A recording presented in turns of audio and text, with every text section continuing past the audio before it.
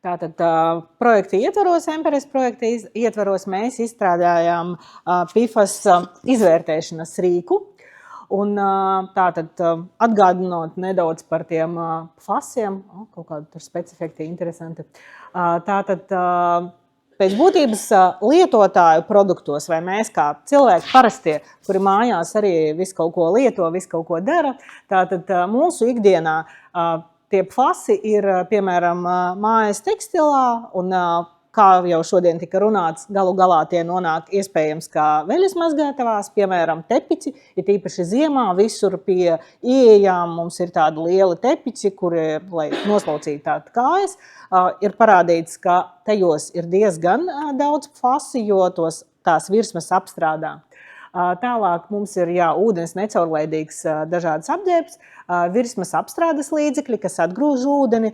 No patērētāju viedokļa vistrakākā lieta ir tie spreji, kas ir domāti, piemēram, apavu apstrādē, vai, teiksim, kaut kādos veikalos var ielikt tādā boksā un apstrādāt savus apavus ar FASiem. Tālāk mums ir dažādi tīrīšanas līdzekļi, un no personīgās pieredzes varu teikt, ka pirmkārt, ja to FASu koncentrācijas ir nelielas, viņas nemaz var nenorādīt sastāvā, bet ja tās koncentrācijas ir pietiekoši lielas, kā piemēram vanišs, tad viņas ir norādītas arī uz sastāvu. Jūs varat paņemt rozā vanišu šito pudeli, un tur ir norādīts, ka viņos FASi ir iekšā, norādīts tās ķēža garme. Tālāk mums ir nesen parādījās raksti, kur parāda, ka FASi ir tualetes papīrā un papīra dvieļos. Un tas patiesībā rada diezgan lielu procentu, kas nonāk uz NAI. Un interesanti ir tas, ka pēc būtības tualetes papīram vai papīra dvieļiem tos FASus nemaz nevajag. Bet, kad ražo to tualetes papīru, lai tā pulpa, lai tā masa celulozes virzītos viegli cauri stacijai un kaut kur neiestrēgtu, viņam piešaut klāt FASus. Tieši tāpēc, lai viņi vienkārši slīdētu vienkāršāk cauri stacijai, un šādā veidā viņš beidzās tualetes papīrā, kuru mēs mēdzam lietot uz gļotādām, kur tas var diezgan efektīvi teorētiski uzsūkties, un galu galā tas viss nonāk notekūdeņos. Tālāk ir, kā jau minēju, dažādi būvmateriāli, piemēram, ūdeni atgrūstošās krāsas, betonos visādās virsmās arī izmanto. Tad viens tāds nozīmīgs avots ir pārtikas iepakojums, visi līdzi ņemamie trauciņi, piemēram, Rimi Maxima tādi putuplastā veidnēs veidotas kastītes, līdzi ņemamās, kā šeit ir termoizturīgās glāzītes. Mums pirms pāris gadiem bija plasmas glāzītes, kas bija sliktas dabai. Tagad mums ir papīra glāzītes ar FASiem. Izvēle ir jūsu rokā. Es jūs aicināšu ņemt līdzi savu kaut kādu krūzi vienkārši. Pirmkārt, tas ir lētāk to kafiju benzīnu tankā paņemt, ja nu ļoti gribās katru rītu. Otrkārt, tas ir videi un jums arī draudzīgāk. Tad nesen Amerikā veikta pētījumi, kur zinātnieki vienkārši nopirka ļoti daudz visādus kosmētikas veikalos un testēja, kā tad ir.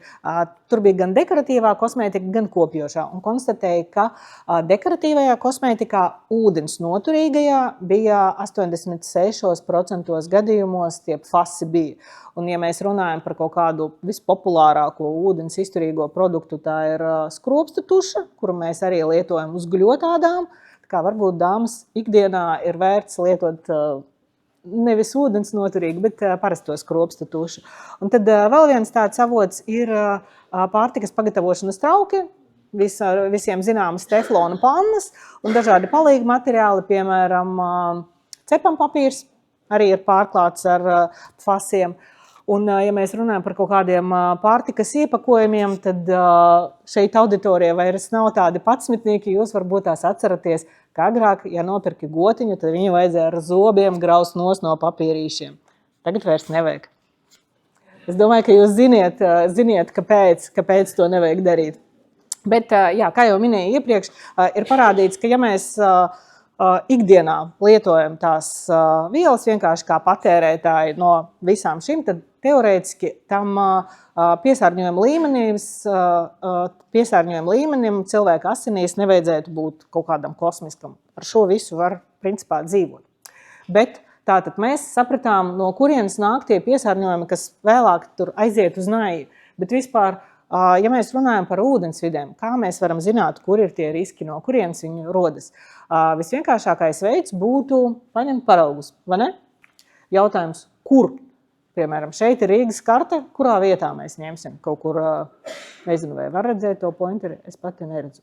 Vienmēr sakot, kaut kur, piemēram, mēs paņemsim kaut kur šajā vietā vai kaut kur tur.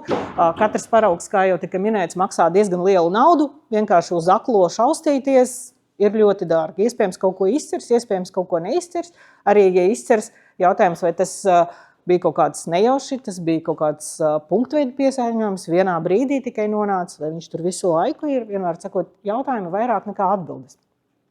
Lai mēs varētu kvalitatīvi, kaut kādu specifektu, lai mēs varētu kvalitatīvi veikt to izvērtējumu un saprast, no kurienes, tad kurās vietās mums vajag ņemt tos paraugus, ir svarīgi no sākuma veikt risku izvērtēšanu, un tagad risku izvērtēšana un vispār tā riska assessment pieeja ir norādīta arī, piemēram, ūdens direktīvā, lai tātad, saprastu vispār, kur, ko, kāpēc un vai vajag analizēt.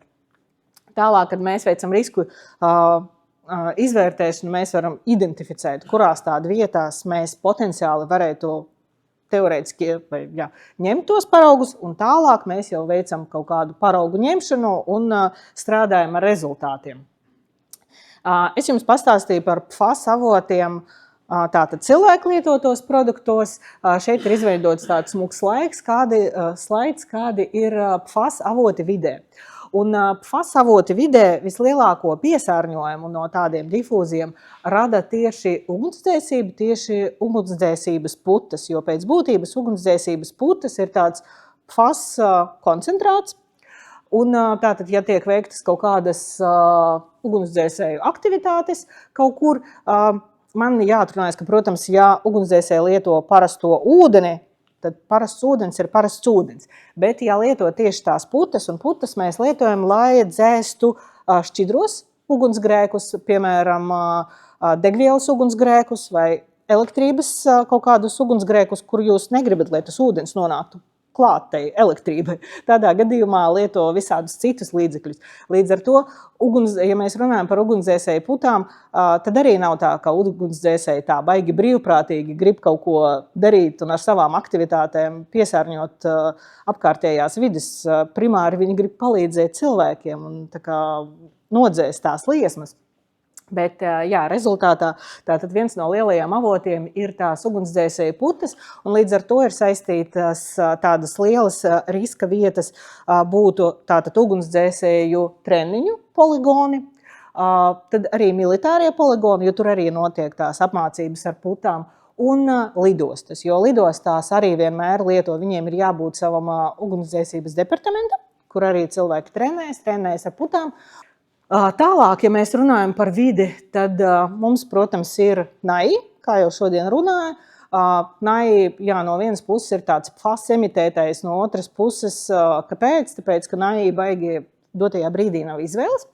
Tad vēl viens liels avots ir atkritumu poligoni, jo tas infiltrāts, kas veidojas, tātad galu galā, kad mēs lietojam visas tās preces visdažādākās, visu preču dzīves cikls beidzās atkritumu poligonā.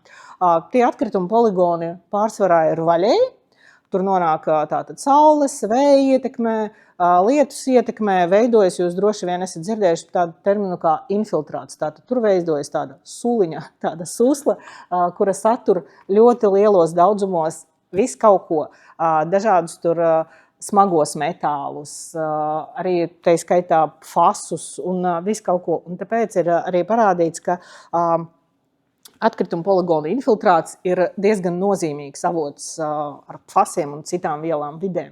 Tālāk, ja mēs lietojam, piemēram, NAI dūņas kaut kur uz kaut kādiem laukiem, tādā veidā tie fasi mobīlie arī var izplatīties.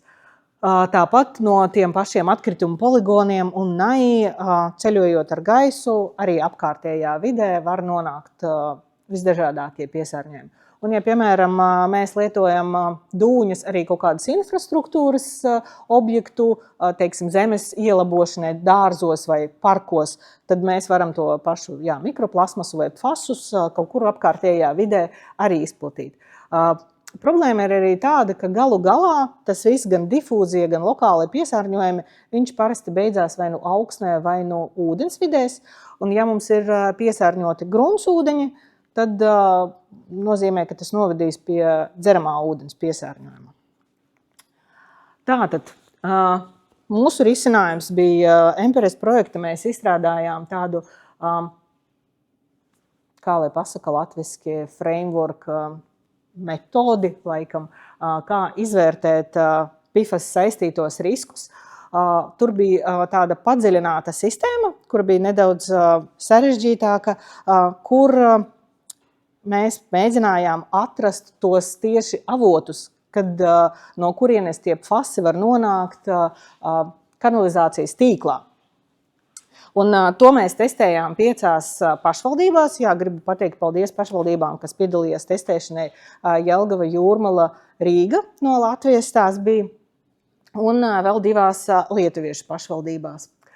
Un tātad, ar ko mēs sākam? Mēs izstrādājam tādu rīku, kas ir publicēta šobrīd online. Es domāju, ka mēs noteikti padalīsimies ar jums ar linku.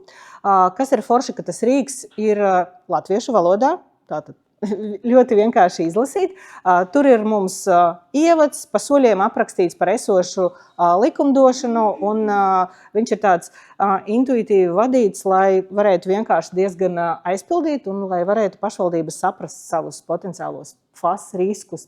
Un jā, nesen tika mums publicēts arī par to risku par to risku izvērtēšanu tāda atskaita.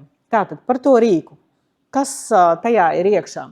Pēc būtības viss sākas ar atbildīgo iestāžu identificēšanu, jo jebkurai pašvaldībai ir jāsaprot vispār, ar ko jāsāk, ar kādu instanci viņiem, ar kādu ūdeni, vai, piemēram, vai tas ir viens un tas pats ieinteresētā puse, stakeholders, kā angliski saka, kas gan attīra ūdeni, gan savāc notekūdeņus.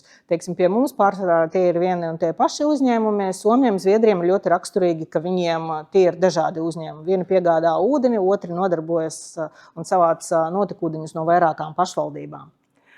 Tālāk mums ir jāsaprot, kuri tad ir dzeramā ūdens avoti, no kurienes ūdens tiek ņemts. Tālāk, kādi ir ūdens vidē nozīmīgi PFAS avoti, un šeit tiek runāts tieši par lidostām, militārajiem poligoniem un ugunsdzēsēju trenēšanas vietām. Tālāk, vai ir veiktas kādas PFAS analīzes un kādi ir to analīžu rezultāti gan dzeramajā ūdenī, gan notekūdeņos. Tālāk ir notekūdeņu klasifikācija, un šeit ir vairāk svarīgi saprast, cik lielu procentu sastāda, piemēram, industriālie notekūdeņi. Jo industriālajos notekūdeņos teorētiski tā PFASu koncentrācija varētu būt lielāka nekā tās, kas nāk no mums kā no lietotājiem. Jo kaut kāds fons no lietotājiem būs vienmēr, tas ir skaidrs. Jautājums, vai tur ir kaut kas slēpjas arī kaut kas lielāks. Tālāk, vai tiek izmantotas notekūdeņu dūņas, piemēram, kaut kādos laukos vai zaļajai infrastruktūrai, dūņas vai dūņu komposts, vai tiek lietotas individuālās akas, piemēram, ja tiek identificēts, ka kaut kādā vietā ir noticis piesārņojums un, piemēram, ir piesārņota kaut kāda zeme apkārtne un tā tālāk, tad teiksim, dzeramo ūdeni, to, kas nāk pa krānu, parasti kaut kā tīra, un parasti tās vietas, kur ņemto ūdeni, ir norobežotas, mums ir aizsargījos likums, bet individuālās akas, iespējams, ka cilvēki lieto piesārņotu ūdeni un paši to nemaz nezina, tāpēc būtu svarīgi saprast, kādos sataces baseinos tās akas atrodas un no kurienes tiek ņemts ūdens, vai, teiksim, tās akas neatrodas kaut kādās bīstamās vietās. Un vēl mums tāda organizācija kā brīvprātīgie ugunsdzēsēji, kas arī dzēš ugunsgrēkus vai kaut kur trenējas, arī ar viņiem jāstrādā un jāsaprot, vai, teiksim, pašvaldībā darbojas šie brīvprātīgie ugunsdzēsēji, kur viņi darbojas un vienkārši, lai identificētu. Un, jā, rīkā pēc būtības iestrādāti katra soļa paskaidrojumi, un uzreiz pēc tam, kad jūs ievadat kaut ko rīkā iekšā, jums uzreiz izlec kaut kāda atbilde vai komentārs, vai, piemēram, jūs ievadītais cipars, tas ir mazs vai daudz, un ko ar to tagad informāciju darīt arī.